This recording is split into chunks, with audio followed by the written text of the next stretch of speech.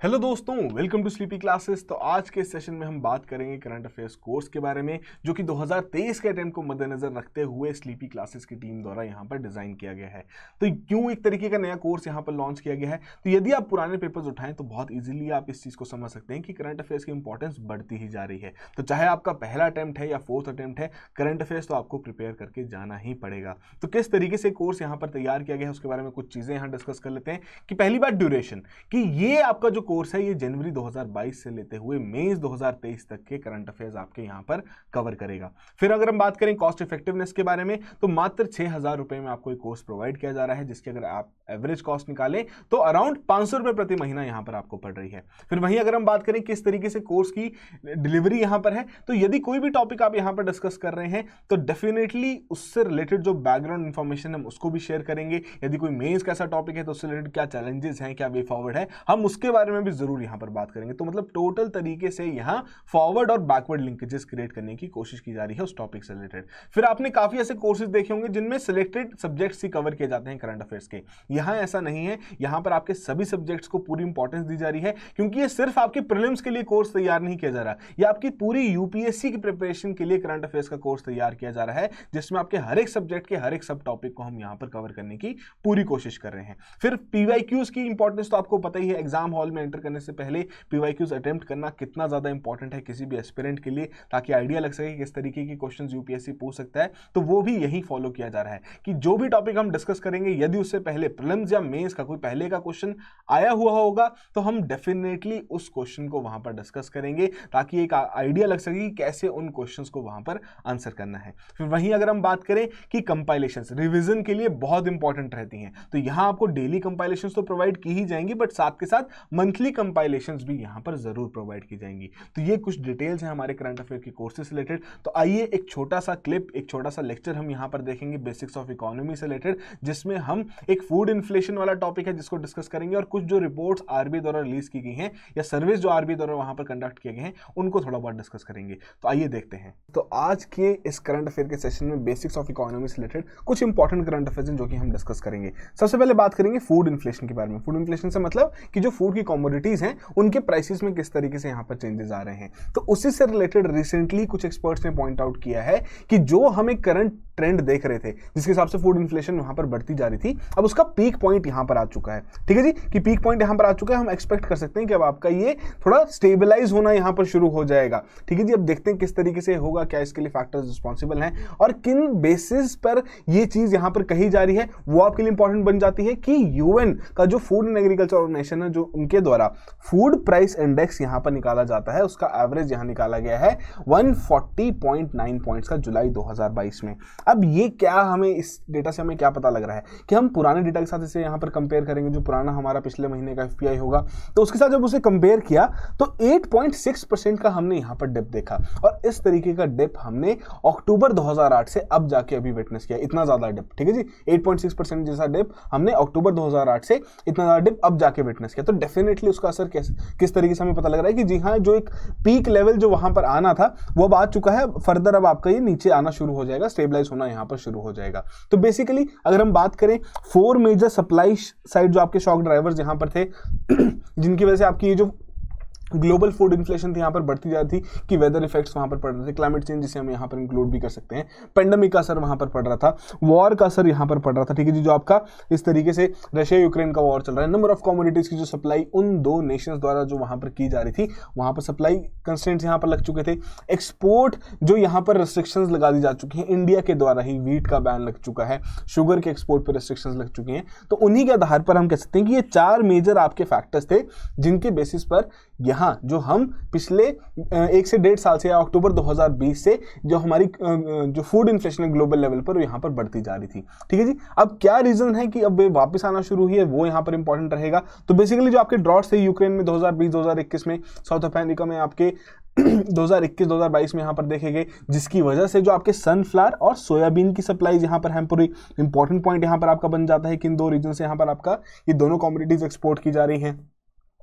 फिर उसकी वजह से मार्च अप्रैल में जो 2022 का जो हमारा यहाँ पर हीट वेव हमने विटनेस की है, तो इंडिया की वीट क्रॉप यहाँ पर काफ़ी उसको नुकसान पहुंचा, जिसकी वजह से इसके एक्सपोर्ट के ऊपर वहाँ पर बैन लगा दिया जा चुका था। तो ये कुछ पॉइंट्स हैं जो कि आप ध्यान रखेंगे और आपस में इन्हें कोरिलेट करेंगे करंट सिनेरियो के साथ, क्योंकि सरकार भी अगर पॉलिसीज निकाल रही है कि जी हाँ हम इस चीज़ को आगे अलाउ नहीं करेंगे, एक्सपोर्ट को यहाँ पर अलाउ नहीं करेंगे, तो उसका कुछ ना कुछ तो मुख्य रीजन रहा ही होगा ना। उसके अलावा कोविड का इंपैक्ट आपका मलेशिया में, कि जो वहाँ के ऑयल पाम हार्वेस्टिंग है that was done mainly by migrant labourers जो कि इंडोनेशिया और बांग्लादेश से आते थे, बट कोविड-19 की वजह से डेफिनेटली उन्हें वापस अपने घरों पे जाना पड़ा, और उसकी वजह से जो आपकी ऑयल पाम की सप्लाई है क्रॉस द वर्ल्ड हमने उसमें डिप वहाँ पर विटनेस किया, जिसकी वजह से उसके प्राइसेस यहाँ पर बढ़ गए। उसके अलावा जो आपका ब्लॉकेड हुआ ब्लैक सी का by the Russia, hindered movement of food grains from Ukraine, तो ये कुछ पॉइंट्स हैं जिनकी वजह से हमने देखा कि आपके जो ग्लोबल फूड इन्फ्लेशन है वो पिछले 1 से 1.5 साल में यहाँ पर बढ़ती ही जा रही थी, बट अब दोबारा से वापस आना शुरू हो चुकी है। तो क्या रीजंस हैं? सबसे पहली बात कि जो एक्सपोर्ट्स दोबारा से शुरू हो चुके हैं यूक्रेन से, और जो आपकी shipments Russian food and fertilisers की वजह ब्लैक सी वहां से शुरुआत हो चुकी है, रिजम्पशन वहां पर हो चुकी है, दोबारा से इसको हमने रिज्यूम कर दिया है। इंडोनेशिया सिंस लेट में उन्होंने अपना लिफ्ट जो बैन पर लिफ्ट वो लगाया था कि हाँ जी हम पाम ऑयल के एक्सपोर्ट्स को यहाँ पर बैन करके रखेंगे, उसको यहाँ पर लिफ्ट कर दिया गया है। उसके अलावा जो आपके यूएस, ब्राजील, अर्जेंटीना, पैराग्वे, इन सभी में हमने एक हम्पर सोयाबीन क्रॉप्स का यहाँ पर हार्वेस्ट विटनेस किया है। तो डेफिनेटली जब सप्लाई वहां पर बढ़ेगी तो प्राइस तो वहां पर स्टेबल होगा ही होगा। उसके अलावा जो आपकी जितनी सप्लाई साइड डिसरप्शंस कोविड-19 पेंडेमिक की वजह से यहां पर हुई थी, इट इज आल्सो ईजिंग कि उस हिसाब से माइग्रेंट्स की मूवमेंट दोबारा शुरू हो चुकी है, फूड क्रॉप्स की प्रोडक्शन वहां पर दोबारा शुरू हो चुकी है, और अबव एवरेज मॉनसून रेनफॉल भी इस साल हमने यहां पर इंडिया में विटनेस किया है। तो ये कुछ रीजंस हैं जो कि आपको ध्यान में रखने, या डायरेक्टली भी आपसे पूछा जा सकता है कि जी हाँ एक समय आया था जब आपके दोबारा से यहां पर हमारा फूड इन्फ्लेशन दोबारा से स्टेबल होना शुरू हो गया था, प्राइसेस दोबारा स्टेबल होने शुरू हो गए थे, क्या उसके मुख्य कारण थे? तो ये आपके लिए इंपॉर्टेंट पॉइंट्स हैं जो कि आपको ध्यान में रखने हैं। बैकग्राउंड इन्फॉर्मेशन अगर थोड़ी बहुत देख लें एफएओ के फूड प्राइस इंडेक्स के बारे में ही, क्या एक टूल यहां पर तैयार किया गया है जिसके चलते जो भी आपकी ग्लोबल एग्रीकल्चरल कम्युनिटी मार्केट्स हैं किस प्रकार की डेवलपमेंट्स वहां पर हो रही हैं उन्हें यहां मॉनिटर किया जाता है। माफी चाहूंगा थोड़ा गला खराब चल रहा है। तो मेजर करता है मंथली चेंज जो इंटरनेशनल प्राइसेस में वहां पर आ रहा है of a basket of food commodities, तो ये इंपॉर्टेंट यहां पर रहेगा। उसी हिसाब से हमने देखा कि 8.6% का वहां पर डिप आया था, ठीक है जी, मंथली वाइज वहां पर कैलकुलेट किया जा रहा है। तो वेटेड एवरेज यहां पर रहता है of the world prices of the basket of good commodities over a base period value, और इसमें आपका ये 100 लिया जाता है फॉर 2014-2016 के हिसाब से, कि 100 वैल्यू आपकी इस पर्टिकुलर ईयर के हिसाब से वहां पर रखी जाती है। एक बेस ईयर रख दिया गया, उसकी बेस वैल्यू 100 रख दी गई है, फिर देखते हैं उसके हिसाब से कितनी फ्लक्चुएशन यहां पर आ रही है। तो ये बेसिक चीजें आपको यहां पर ध्यान में रखनी है। इंट्रोड्यूस किया गया था 1996 में, जब उस दौरान उसका जो और जो भी इसका बेस पीरियड है 2014-2016 है। अब बेसिक चीज़ें हैं कौन कौन से आपके इस बास्केट में क्या क्या चीज़ें आ रही हैं, सीरियल्स आगे, ऑयल सीड्स आगे, डेयरी प्रोडक्ट्स, मीट, शुगर, तो ये सभी चीज़ों के जो भी प्राइसेस में चेंजेस आएंगे उन्हें ये मेजर करेगा। तो ये बेसिक्स इन्फॉर्मेशन थी फूड इन्फ्लेशन से रिलेटेड। क्या एक्सपर्ट्स यहाँ पर पॉइंट आउट कर रहे हैं, ये इंडेक्स हमें क्या चीज़ यहाँ पर दिखा रहा है, और क्या रीजंस हैं जिनकी वजह से अब हमारे फूड प्राइसेस थोड़े स्टेबल होने शुरू हुए हैं एट अ ग्लोबल लेवल। अब इंडिया के लेवल पे हम इसे अभी बात नहीं करेंगे, इंडिया के लेवल पे तो अभी भी काफ़ी सारे इश्यूज हैं, क्योंकि हमारे द्वारा बहुत सारी चीज़ें यहाँ पर इंपोर्ट की जाती हैं, करेंसी हमारी यहाँ पर डिप्रिशिएट हो रही है, जिसकी वजह से हमारा इंपोर्ट बिल भी यहाँ पर बढ़ रहा है। बट ये मेजर पॉइंट्स हैं आपको ग्लोबल लेवल पे जो यहाँ पर ध्यान में रखने हैं। तो आई होप सभी चीज़ें क्लियर होगी हो। अगले टॉपिक पे बढ़ते हैं। तो काफी इंपॉर्टेंट सा टॉपिक यहां पर बन जाता है, इंटरेस्टिंग सा भी है, कि 7 सर्वेस ऑन इकोनॉमी जो आरबीआई द्वारा यहां पर कंडक्ट किए गए हैं। तो अगस्त 2022 में रिलीज किए गए रिजल्ट्स ऑफ 7 सर्वेस जो कि आरबीआई द्वारा यहां पर कंडक्ट किए गए हैं, और हर एक सर्वे में कुछ हमें नई चीजें होंगी। हमारी जो इंडियन इकोनॉमी है उसके अलग अलग एस्पेक्ट्स के बारे में यहां पर पता लगा है। तो क्या है ये सर्विस, क्विकली एक बार इनको यहां पर देख लेते हैं। सबसे पहला यहां पर आता है हमारा कंज्यूमर कॉन्फिडेंस सर्वे। डेफिनेटली अगर कंज्यूमर कॉन्फिडेंस सर्वे यहां पर बात हो रही है तो कंज्यूमर से ही यहां पर कुछ ना कुछ डेटा लिया गया होगा। तो इसमें क्या हुआ कि इस सर्वे के आधार पर यहां पर आपके लोगों से पूछा गया अक्रॉस 19 सिटीज की जो करंट परसेप्शंस हैं, या फिर जो आपके उनके आने वाली 1 साल बाद की जो एक्सपेक्टेशंस है हमारी जनरल इकोनॉमिक सिचुएशन पर, एम्प्लॉयमेंट सिनेरियो पर, ओवरऑल प्राइस सिचुएशन पर, या उनकी खुद की इनकम और स्पेंडिंग पर, आप उसके बारे में हमें बताइए। हम उसको कंपेयर करेंगे और साथ के साथ एक सर्वे में यहां पर कोड कर देंगे।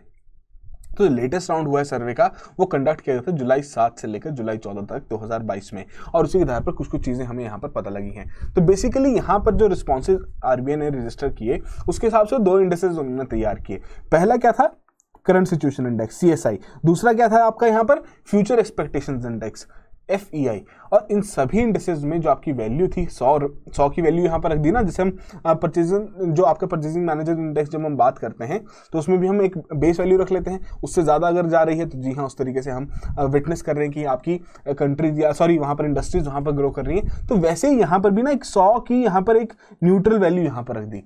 अब अगर आपके इंडेक्स की वैल्यू 100 से कम रहेगी, मान लीजिए 98 रह रही है, तो मतलब पेसिमिस्टिक है। पेसिमिस्टिक से मतलब कि जी हाँ इतनी ज़्यादा कोई होप नहीं है कि जी हाँ हम बहुत ज़्यादा यहाँ पर ग्रो करेंगे, थोड़े नेगेटिव से ओपिनियन हम यहाँ पर विटनेस कर रहे हैं। बट अगर आपकी वैल्यू 100 से ज़्यादा रहेगी, 102 104 यहाँ पर आएगी, तो हम कह सकते हैं जी हाँ एक ऑप्टिमिस्टिक बिहेवियर है कि जी उस तरीके से एक पॉजिटिव सोच लेते हुए सभी यहाँ पर कंज्यूमर्स कह रहे हैं कि जी हाँ हमारी इकॉनमी बढ़ेगी, हमारी इनकम भी यहाँ पर बढ़ेगी, एम्प्लॉयमेंट अपॉर्चुनिटीज़ भी यहाँ पर क्रिएट होंगी। तो ये बेसिक सी बात आपको ध्यान में रखनी है। बट अब अगर कंडक्ट हुआ है तो हमारा क्या यहाँ पर रिजल्ट आया है उसके बारे में पता होना आपको जरूरी है। तो यहाँ पर जो आपका CSI है वो रिकवर कर रहा है, हालांकि ये अभी भी आपका 100 से कम है, बट अभी तक आपका ये रिकवरी इसकी चल ही रही है। अगर हम बात करें हिस्टोरिक लो, हमने इसका विटनेस किया था जुलाई लास्ट ईयर में, अब तब से थोड़ा बहुत आपका रिकवर कर ही रहा है, बट अभी भी 100 से नीचे यहाँ पर हम कह सकते हैं। हाउएवर डिस्पाइट द इंप्रूवमेंट जो आपका CSI है 100 से कम है, यहाँ पर लिखा गया है, सजेस्ट करता है कि कंज्यूमर का कॉन्फिडेंस अभी भी कंसिडरेबली अड्रिफ्ट है फ्रॉम द न्यूट्रल टेरिटरी। अभी भी उनका थोड़ा यहाँ पर लग रहा है कि जी नहीं अभी भी काफी सारी समस्याएं हैं जिनका समाधान निकालना बहुत इंपॉर्टेंट है। अभी भी इकोनॉमी के ऊपर काफी काले बादल यहाँ पर मंडरा रहे हैं जिनको टैकल करना यहाँ पर रेगुलेटर और सरकार को उसके लिए काम भी करना पड़ेगा। फिर वहीं अगर हम बात करें फ्यूचर एक्सपेक्टेशन इंडेक्स के बारे में, तो उसमें ये आपका पॉजिटिव टेरिटरी में देखा गया। और बट अभी तक भी आपका जो हमने प्री पेंडेमिक लेवल्स अगर हम देखें जब उस दौरान आपके सर्विस कंडक्ट की जा रहे थे तो अभी भी उससे कम है, बट स्टिल यहाँ पर थोड़ी अच्छी होप लगाई जा रही है कि फ्यूचर जो एक्सपेक्टेशंस है उसमें हमारी इकॉनमी ग्रो करेगी, हमारी इनकम यहाँ पर ग्रो करेगी, हमारी स्पेंडिंग यहाँ पर बढ़ेगी और साथ के साथ एम्प्लॉयमेंट अपॉर्चुनिटीज भी यहाँ पर क्रिएट होंगी। तो ये तो रही बात पहले सर्वे के बारे में। दूसरे के बारे में बात करते हैं इन्फ्लेशन एक्सपेक्टेशन सर्वे। तो बेसिकली जो लोगों की एक्सपेक्टेशंस है इन्फ्लेशन के साथ कितने उनके रेट्स बढ़ रहे हैं प्राइसेस के, उसको यहाँ पर ट्रैक करता है। तो इसके हिसाब से जो आपके हाउस होल्ड्स की इन्फ्लेशन परसेप्शन है फॉर द करंट पीरियड वो आपकी मॉडरेट हो चुकी है बाय 80 BPS। कहाँ आ चुकी है 9.3% पर in the latest survey round की। इतनी इन्फ्लेशन तो यहाँ पर आएगी ही आएगी, पहले ज़्यादा थी अब थोड़ी और ज़्यादा कम आ चुकी है कि जिस हिसाब से सिचुएशन थोड़ी ठीक होनी शुरू हुई है।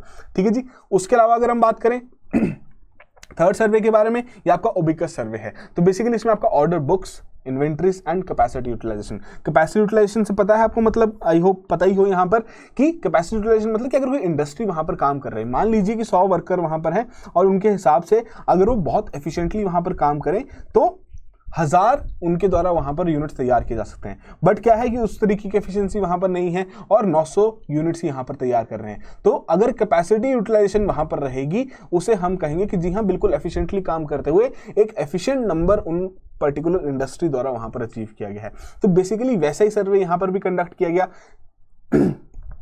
जिनके आधार पर आपकी 765 मैन्युफैक्चरिंग कंपनीज को कवर करते हुए एक अटेम्प्ट रखा गया कि एक स्नैपशॉट देखें कि डिमांड कंडीशंस कैसी हैं इंडिया के मैन्युफैक्चरिंग सेक्टर में फ्रॉम जनवरी टू मार्च 2022। अब उसी के आधार पर हमारे पास क्या क्या डिटेल सामने आई उसको हम देखते हैं। तो यहाँ पर जो आपका की वेरिएबल है कैपेसिटी यूटिलाइजेशन का है कि अगर लो लेवल रहेगा कैपेसिटी यूटिलाइजेशन को इंप्लाई करेगा कि हमारी जो मैन्युफैक्चरिंग फर्म्स हैं they can meet the existing demand without needing to boost production. कि जी हाँ जो एग्जिस्टिंग डिमांड है उसके हिसाब से अगर हम देखें कि जो हमारे नंबर ऑफ यूनिट्स यहाँ पर जो तैयार किए जा रहे हैं वो सफिशिएंट है, हमें कोई ऐसे नया यहाँ पर कोई नई मशीनरी ऐड करने की जरूरत नहीं है, नए लोगों की यहाँ पर हायर करने की जरूरत नहीं है। बट अगेन उसके नेगेटिव इंप्लीकेशंस हैं कि जॉब क्रिएशन यहाँ पर नहीं होगी। अगर आपकी कैपेसिटी यूटिलाइजेशन का जो अगर हम लेवल करें अगर वो हाई रहेगा तो जी हाँ उस तरीके से हम कह सकते हैं ना कि लोगों की डिमांड यहाँ पर बढ़ रही है बट कंपनीज वहां उस तरीके से उन्हें भी काम करना पड़ेगा, उन्हें भी यहां पर नए लोगों को हायर करना पड़ेगा, नई मशीनरी यहां पर रखनी पड़ेगी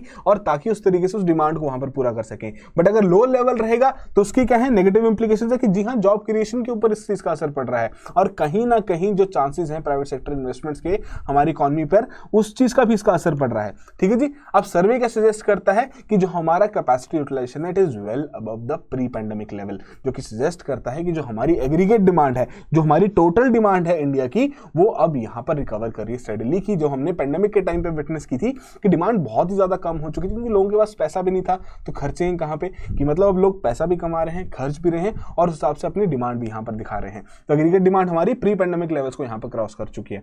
फिर अगला आता है आपका इंडस्ट्रियल आउटलुक सर्वे। अब इसमें क्या है कि जो बिजनेसमैन और जो बिजनेस वुमेन है उनके सेंटिमेंट्स को ट्रैक करने की यहाँ पर कोशिश की गई है। तो उसमें देखा गया कि जो बिजनेसेस हैं आपके ऑप्टिमिस्टिक नेचर के हैं, वेल अबव 100 यहाँ पर उनकी वैल्यू देखी गई। जो हमारा पहला क्वार्टर था अप्रैल मई जून का 2022-2023 का, but they do not expect things to improve as months roll by, कि अभी भी उन्हें थोड़ी बहुत यहाँ पर आशंकाएं हैं कि किसी प्रकार के अनसर्टेनिटीज अभी भी प्रेजेंट हैं जिनकी वजह से उनके बिजनेसेस पर यहाँ पर इंपैक्ट पड़ सकता है। उसके अलावा फिर बात आती है सर्विसेज एंड इंफ्रास्ट्रक्चर आउटलुक सर्वे। अब इसमें क्या है कि क्वालिटेटिव असेसमेंट की गई है कि किस प्रकार से जो इंडियन कंपनीज हैं सर्विसेज और इंफ्रास्ट्रक्चर सेक्टर में वो अपनी करंट सिचुएशन और फ्यूचर प्रोस्पेक्ट्स को यहाँ पर देखते हैं। तो बेसिकली उन्होंने क्या कहा है कि जो आपकी कंपनीज हैं सर्विसेज स्पेस में, अब डेफिनेटली आपको पता ही है ना कि सर्विसेज जो सेक्टर है बहुत ज़्यादा यहाँ पर एक्सपोर्ट भी करता है अपनी सर्विसेज को, तो उनका जो एक नेचर रहेगा, उनका जो यहाँ पर ओपिनियन रहेगा वो डेफिनेटली यहाँ पर ऑप्टिमिस्टिक रहेगा देन द कंपनी जो आपके इंफ्रास्ट्रक्चर सेगमेंट में है,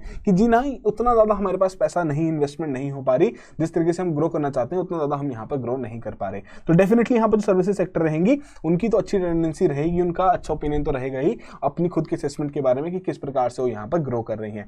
फिर यहाँ पर आता है बैंक लेंडिंग सर्वे।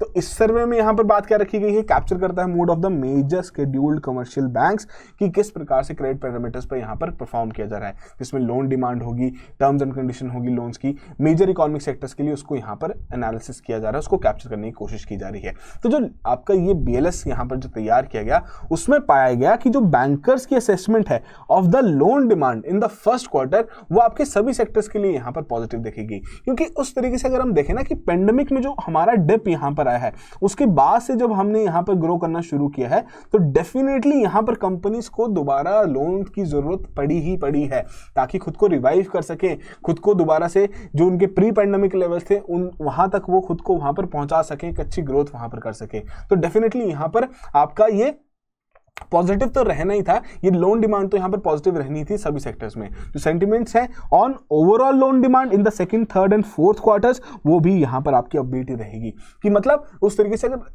यहाँ पर RBI द्वारा रेपो रेट बढ़ाया जा रहा है बट स्टिल यहाँ पर इंडस्ट्रीज की डिमांड्स हैं, कंपनीज की डिमांड्स हैं कि वो यहाँ पर ग्रो करना चाहते हैं और फर्दर खुद को एक्सपैंड करना चाहते हैं, फिर चाहे उसके लिए वो एक्स्ट्रा रेट ऑफ इंटरेस्ट क्यों ना पे कर ले, वो उनके लिए काफ़ी ज़्यादा इंपॉर्टेंट बन जाएगा अगर वो अभी अपनी ग्रोथ को या अभी अपनी रिकवरी को यहाँ पर रोक देंगे। तो क्योंकि इन द लॉन्गर रन अगर अभी उस चीज़ को वो नहीं कर पाए इन द लॉन्गर रन हो सकता है कि वो जो इनकी एक ऑप्टिमल यहाँ पर एक ग्रोथ हो सकती थी शायद उससे वो बहुत पीछे रह जाए। तो डेफिनेटली यहाँ पर फर्दर ये चीज़ देखेगी कि ओवरऑल लोन डिमांड यहां पर आपकी अपबीट ही रहेगी, बढ़ती ही जाएगी। ठीक है जी, तो ये बेसिक से पॉइंट्स हैं। उसके अलावा आपका यहां पर बात आती है सर्वे ऑफ प्रोफेशनल फोरकास्टर्स। अब बेसिकली यहां पर क्या हुआ कि आपके 42 प्रोफेशनल फोरकास्टर्स आउटसाइड ऑफ RBI, ठीक है जी, RBI वाले लोग यहां पर इंक्लूड नहीं किए गए थे, उनका सर्वे किया गया किससे related, on macro economic indicator की GDP ग्रोथ रेट किस तरीके का रहेगा, इन्फ्लेशन रेट किस तरीके का रहेगा हमारी करंट ईयर में और नेक्स्ट फाइनेंशियल ईयर में। तो इंडिया की जो रियल GDP यहां पर बात रखी गई है, रियल GDP का मतलब आपको पता है ना कि रियल GDP मतलब एक बेस ईयर के हिसाब से जब उसे कंपेयर करते हैं या एक बेस ईयर के हिसाब से जब हमारे GDP यहाँ पर कैलकुलेट की जाती है, एक बेस ईयर के प्राइसेस के हिसाब से जब GDP यहाँ पर कैलकुलेट की जाती है तो उसके हिसाब से हमने देखा they are expected to grow by 7.1% 2022-2023 में, और प्रोजेक्शन आपकी रिवाइज की गई down by 10 basis points from the last survey round. जो लास्ट टाइम कंडक्ट किया था उससे 10 बेसिस पॉइंट्स थोड़ा यहाँ पर आपका कम आ चुका है, and it is expected to grow by 6.3% 2023-2024 में। तो ये बेसिक से बात आपकी GDP ग्रोथ से रिलेटेड यहाँ पर रखी गई। तो आई होप ये जितने भी सर्वेज थे क्या क्या बातें इनके द्वारा यहाँ पर रखी गई हैं थोड़ी आपको समझ आ गई हो। अब ये डायरेक्टली सर्वेज हो सकता है कि आपको सर्विस की लिस्ट दे दी गई हो, बताइए कौन कौन सर्वे RBI द्वारा यहाँ पर कंडक्ट किए जाते हैं, उस तरीके से आपके लिए प्रीलिम्स में क्वेश्चन बन सकता है। नहीं तो मेंस में इन सर्विस का जो डेटा है वो डेफिनेटली आप अपने मेन आंसर राइटिंग में वहां पर यूज कर सकते हैं, बट जरूरी है इन सर्विस की लिस्ट को एक साथ कंपाइल कर लीजिए, शॉर्ट पॉइंट्स यहां पर बना लीजिए कि किस किस सर्वे में क्या क्या बात रखी गई है, थोड़ा वही रख लीजिए कि हाँ जी सर्वे में थोड़ी ऑप्टिमिस्टिक बात रखी गई है, इसमें थोड़ी अभी भी हमारे विचार उतने ज़्यादा हमारे ग्रोथ को नहीं मैच कर पा रहे हैं या उस तरीके से हम नहीं सोच पा रहे हैं कि हमारी ग्रोथ होगी, अभी भी कुछ कुछ यहाँ पर हमारे ऊपर काले बादल मंडरा रहे हैं। तो इस तरीके से अगर आप छोटे छोटे शॉर्ट पॉइंट्स बनाएंगे तो काफ़ी ईजी हो जाएगा आपके लिए इन सर्विस को यहाँ पर याद रखना। तो ये बेसिक से आपके कुछ सर्विस थे। एक क्वेश्चन यहाँ पर डिस्कस कर लेते हैं, जब इतनी देर से हम इकोनॉमी के बारे में बात कर ही रहे हैं, कि अगर इंक्रीज आए हमारी absolute and per capita GNP, ठीक है जी, ग्रॉस नेशनल प्रोडक्ट में, it do not connote a higher level of economic development. कब? कि अगर आपकी जीएनपी यहां पर बढ़ रही है, ठीक है जी, बट फिर भी आपके higher level of economic development नहीं है, तो वो ऐसी सिचुएशन कब आएगी? पहली बात की जा रही है कि जो आपकी इंडस्ट्रियल आउटपुट है, that it fails to keep pace with the agriculture output. बहुत ही यहाँ पर हमारे पास वेग सी स्टेटमेंट दे दी गई है कि जो हमारी जीएनपी आई है वो किस हिसाब से यहाँ पर एग्रीकल्चर का कितना शेयर है, इंडस्ट्री का कितना शेयर है। तो ऐसा कोई नेसेसरी रिक्वायरमेंट नहीं है कि उसके हिसाब से हमें पता लगेगा कि हमारी higher level of economic development यहाँ पर नहीं हुई है। सेकंड कह रहे हैं कि एग्रीकल्चर आउटपुट यहाँ पर फेल कर जा रही है to keep pace with the industrial output. Again दोबारा से उसको वैसे वर्त कर दिया है, तब भी आपका यहाँ पर एप्लीकेबल नहीं रहेगा। थर्ड में कह रहे हैं पॉवर्टी और अनएम्प्लॉयमेंट यहाँ पर बढ़ रहा है। और फोर्थ में कह रहे हैं कि इंपोर्ट्स हमारे ज्यादा बढ़ रहे हैं एक्सपोर्ट से। तो अगर हमारी जीएनपी बढ़ने के बावजूद भी higher level of economic development नहीं हुई है, तो उसका मतलब क्या है कि हमारी पॉवर्टी और अनएम्प्लॉयमेंट यहां पर बढ़ती जा रही है, ठीक है जी। इंपोर्ट्स अगर बढ़ेंगे तो डेफिनेटली हम कह सकते हैं कि जो हमारा ओवरऑल जो खर्चा है, इंपोर्ट बिल है, वो यहां पर बढ़ जाएगा। बट अगर उस प्रकार से अगर हमारी जीएनपी बढ़ी है तो उस प्रकार से हो सकता है हमारे फॉरेन रिजर्व्स भी यहां पर बढ़े हों और उस हिसाब से हमारे यहाँ पर इंडस्ट्रीज भी थोड़ी बहुत ग्रो की ही हों। बट जो पहली दो यहाँ पर बातें रखी गई हैं, इनका डायरेक्टली कोई आपका एक तरीके से हम लिंक यहाँ पर स्टैब्लिश नहीं कर सकते with the higher level of economic development. But अगर आपकी पॉवर्टी और अनएम्प्लॉयमेंट वहां पर बढ़ता जा रहा है तो डेफिनेटली हम उसको यही कहेंगे कि जीएनपी तो यहाँ पर बढ़ रहा है, अमीर और ज्यादा यहाँ पर अमीर हो रहे हैं, बट जो हमारी पॉवर्टी है उससे रिलेटेड कोई मेजर्स यहाँ पर नहीं लिए गए या उससे रिलेटेड काम यहाँ पर उतना नहीं किया गया और उसकी वजह से वो भी यहाँ पर बढ़ रही है, ठीक है जी। करेक्ट ऑप्शन यहाँ पर आपका सी ऑप्शन रहेगा। तो ये बेसिक सी बातें थी आपकी इस करंट अफेयर के सेशन में, जिसमें हमने आपकी फूड इन्फ्लेशन और यहाँ जो 7 सर्वे ये कंडक्ट किए गए हैं आरबी द्वारा, उनके बारे में बात की है। अच्छे से रिवाइज कीजिएगा इनको, ताकि जब भी आप इसको इससे रिलेटेड या कोई भी किसी प्रकार का क्वेश्चन आपके सामने आए तो आप इजीली उसको वहां पर करेक्टली मार्क कर सकें। तो आई होप आपको जो भी चीजें हमने अभी डिस्कस की हैं समझ आई हों और थोड़ा आइडिया लगा हो कि किस तरीके से यहाँ पर आपकी करंट अफेयर्स की कवरेज की जाती है। तो इंपॉर्टेंट है आपके लिए करंट अफेयर्स को अच्छे से प्रिपेयर करना। तो जाइए डिस्क्रिप्शन में लगे लिंक को चेकआउट कीजिए। यदि आपकी कोई क्वेरीज है इस कोर्स से रिलेटेड तो सामने आपके सामने एक टोल फ्री नंबर यहाँ पर अवेलेबल करवाया गया है, जिस पर आप कॉल करके अपनी क्वेरीज को रिजॉल्व करवा सकते हैं। बट एक बार मैं आपको बिल्कुल अच्छी राय देने की कोशिश करूंगा कि जाके इस कोर्स को देखिए, कुछ डेमो लेक्चर्स वहां पर अवेलेबल हैं, उनको जाके देखिए, ताकि आपको आइडिया लगे किस तरीके से कोर्स यहाँ पर डिजाइन किया गया है। So that will be all the very best, have a good preparation.